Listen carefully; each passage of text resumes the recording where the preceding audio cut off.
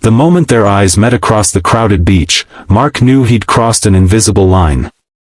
His boss, the always composed Victoria Chen, stood frozen in the shallow waves, her professional armor stripped away, revealing something raw and wounded that he was never meant to see.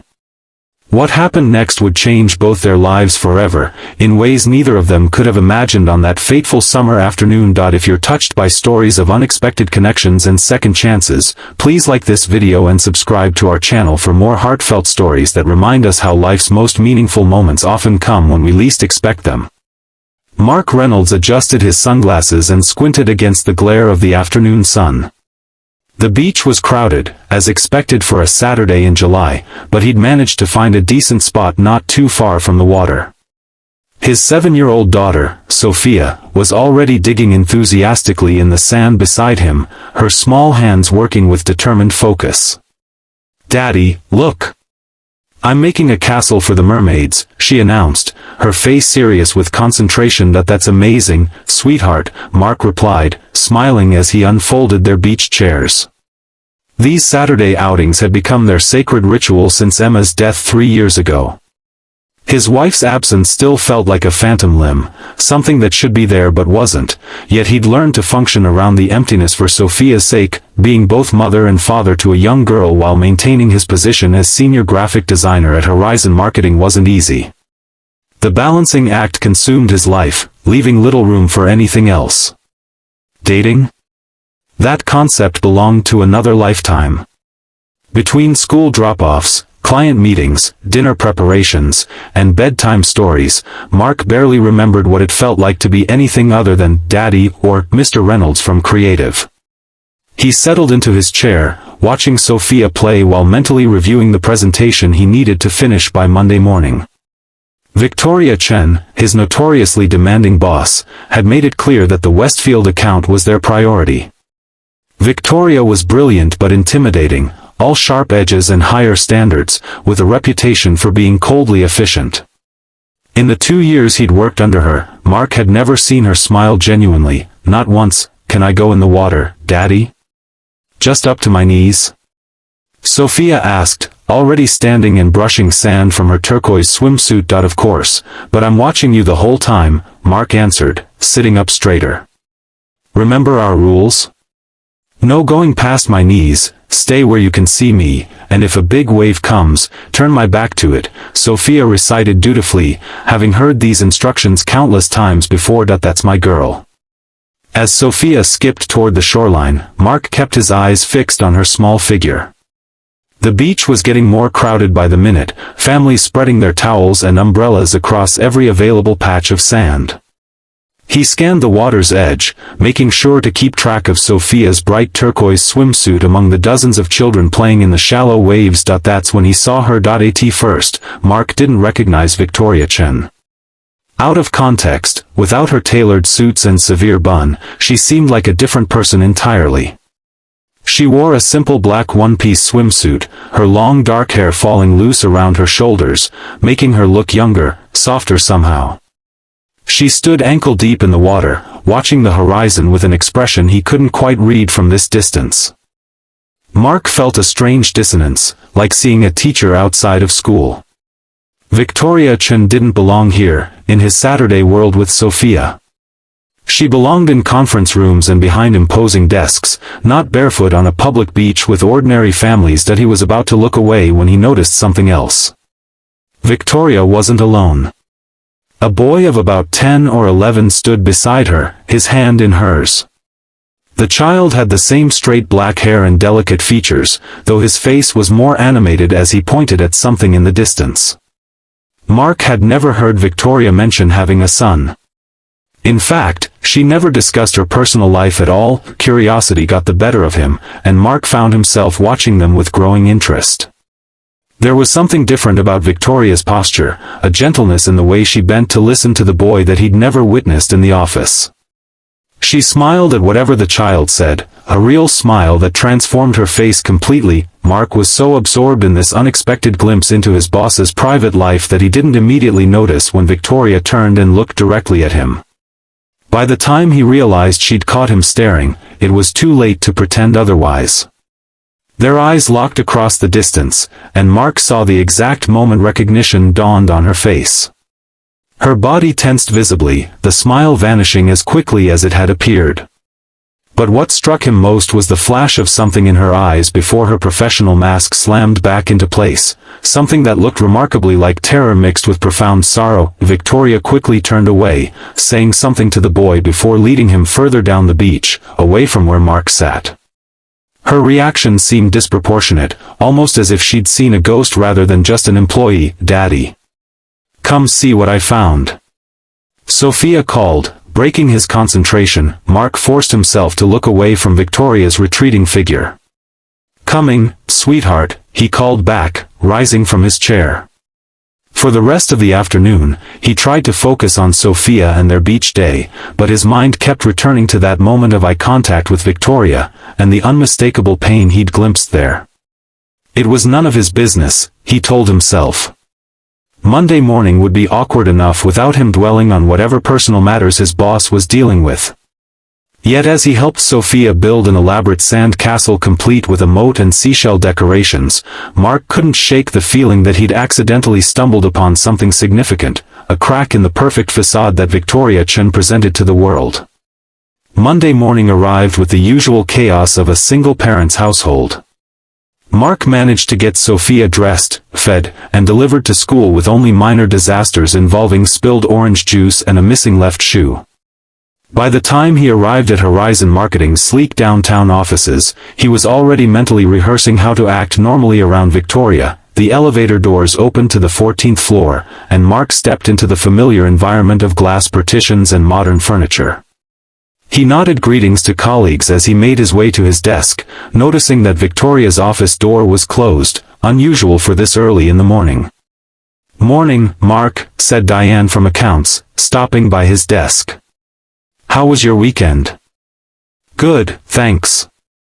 Took Sophia to the beach on Saturday," he replied, deliberately keeping it vague as he booted up his computer. "Lucky you. I was stuck helping my sister move apartments. My back is still killing me," Diane grimaced. "Oh, heads up, Victoria's in a mood this morning. She practically bit Trevor's head off for bringing her the wrong coffee order." Mark nodded, unsurprised. "Thanks for the warning." As Diane walked away, Mark glanced toward Victoria's office. Through the glass walls, he could see her on the phone, her posture rigid as she paced behind her desk. She'd reverted completely to the Victoria he knew, hair pulled back severely, dressed in an impeccable charcoal suit, expression focused and unreadable. He turned his attention to his computer, determined to finish the Westfield presentation before their scheduled meeting at 11. For the next 2 hours, Mark immersed himself in work, adjusting graphics and refining copy until he was satisfied with the result. At precisely 10:55, he gathered his materials and headed toward the conference room. Victoria was already there, arranging papers with methodical precision. "Good morning, Miss Chen," Mark said, using the formal address they maintained at work. Victoria looked up, her expression carefully neutral. "Mr. Reynolds," she acknowledged with a slight nod. "I trust you have the revised presentation ready?" "Yes, all the changes you requested have been implemented," he replied, connecting his laptop to the projector. For a moment, neither spoke. The silence stretched uncomfortably between them, filled with the unacknowledged awareness of their beach encounter. Mark wondered if she would mention it, perhaps with a casual comment about coincidences, but Victoria remained strictly professional. The meeting proceeded with clinical efficiency. Victoria critiqued his work with her usual precision, pointing out areas for improvement without a hint that anything had changed between them. Yet Mark noticed subtle differences, the way she avoided direct eye contact, how she maintained slightly more physical distance than usual. As they were wrapping up, Victoria closed her portfolio with a decisive snap. "The presentation is coming along well, but the color scheme still needs adjustment. The client specifically mentioned wanting something that conveys both trust and innovation. I'll work on some alternatives this afternoon," Mark promised. Victoria nodded, gathering her things. She seemed about to leave when she paused, her back to the door. Mr. Reynolds, she said, her voice slightly lower than before, about Saturday. The conference room door swung open before she could continue, and Trevor from Creative burst in. Sorry to interrupt, but the Westfield client is on line 2, Victoria. They're asking about the timeline for the final delivery. Victoria's expression closed immediately. Thank you, Trevor. I'll take it in my office. She turned to Mark with a professional smile that didn't reach her eyes. We'll continue this discussion later. Please have those color options on my desk by 4. And just like that, the moment was gone. Mark spent the rest of the day wondering what Victoria had been about to say. By the time he delivered the color options to her office at 3:55, she was deep in conversation with the department heads, and their interaction was limited to a brief nod of acknowledgement. The week progressed with no further mention of their beach encounter. Victoria maintained her usual demanding standards, and Mark focused on meeting them while juggling his responsibilities as Sophia's sole parent. By Friday, he had almost convinced himself that whatever he thought he'd seen in Victoria's eyes had been a product of his imagination. Then came the email. It arrived at 6:15 p.m., just as Mark was shutting down his computer for the weekend. Most of the office had already emptied, with only a few dedicated souls still hunched over their desks. The subject line was simple, regarding last Saturday. Mark glanced toward Victoria's office, but it was dark, her desk cleared for the weekend. With a mixture of curiosity and apprehension, he opened the message. Mr. Reynolds. I believe we should discuss what happened at Sandpoint Beach last weekend. This is not a professional matter, but a personal one that I would prefer to address directly rather than allow it to affect our working relationship. If you are amenable, I suggest meeting tomorrow morning at Riverside Cafe at 9 a.m. I understand you may have commitments with your daughter, so please feel free to suggest an alternative time if this doesn't work for you. Regards. Victoria Chen. Mark read the email twice, surprised by both its content and its timing. Victoria Chen wanted to meet outside of work to discuss a personal matter? The concept seemed so out of character that he briefly wondered if her email account had been hacked. After arranging for his neighbor, Mrs. Patel, to watch Sophia for an hour the next morning, Mark replied with a simple confirmation. Whatever Victoria wanted to discuss, it clearly mattered enough for her to break her own strict boundaries between professional and personal life. Riverside Cafe was moderately busy when Mark arrived the next morning, filled with weekend brunchers and coffee enthusiasts. He spotted Victoria immediately, seated at a corner table by the window, her attention focused on the steam rising from her cup. She wore casual clothes, dark jeans and a simple blue blouse, another jarring contrast to her office persona. "Good morning," Mark said as he approached the table. Victoria looked up, her expression guarded but not unwelcoming. "Thank you for coming, Mr. Reynolds. I think under the circumstances, you can call me Mark," he said, sliding into the chair opposite her. A ghost of a smile touched her lips. "Then I suppose you should call me Victoria." The waitress arrived, and Mark ordered a coffee. When she departed, an awkward silence fell between them. Victoria seemed to be gathering her thoughts, her fingers tracing the rim of her cup with uncharacteristic hesitation. "I want to apologize for my reaction last Saturday," she finally said, meeting his eyes directly for the first time since the beach. "It was unexpected to see you there." "No apology necessary," Mark assured her. "I was surprised to see you too." Victoria nodded, her gaze drifting to the window. "I imagine you're wondering about my son." The direct acknowledgement caught Mark off guard. "I didn't know you had children," he admitted. "Child? Just one." Victoria's voice softened. "His name is Nathan. He's 11. Mark waited, sensing there was more she wanted to say. In the office, Victoria Chen was known for her precise, economical speech, never using 10 words where 5 would suffice. Here, she seemed to be struggling to find the right ones. "Nathan has autism," she continued after a moment. high-functioning, but he faces significant challenges with social interaction and sensory processing. Our beach visits are part of his therapy, controlled exposure to different sensory experiences in a predictable environment. Mark thought about the boy he'd seen, remembering nothing unusual about his behavior. He seemed to be enjoying himself, he offered. Something in Victoria's expression eased slightly. He was having a good day. Not all days are good ones. The waitress returned with Mark's coffee, providing a momentary reprieve from the conversation's intensity. When she left, Victoria continued, her voice more measured. I've worked very hard to keep my professional life separate from my personal circumstances. At Horizon, I'm judged solely on my performance and abilities, not viewed through the lens of being the single mother with the special needs child. Her fingers tightened around her cup. When I saw you at the beach, I panicked. It felt like those two worlds were colliding. Mark understood compartmentalization all too well. I get it. I do the same thing, in a way. At work, I try not to be the widower with the young daughter, but just another designer doing his job. Victoria's eyes widened slightly. I didn't realize. I knew you were a single father, but I didn't know the circumstances. Emma died 3 years ago. Cancer, Mark said, the word still difficult despite the time that had passed. Sophia was 4. I'm sorry, Victoria said, and the simple words carried genuine empathy. Mark nodded his acknowledgement. It's been an adjustment. Some days are harder than others. Yes, Victoria agreed quietly. Some days are harder than others. They sat in silence for a moment, but it was different now, less awkward, more contemplative.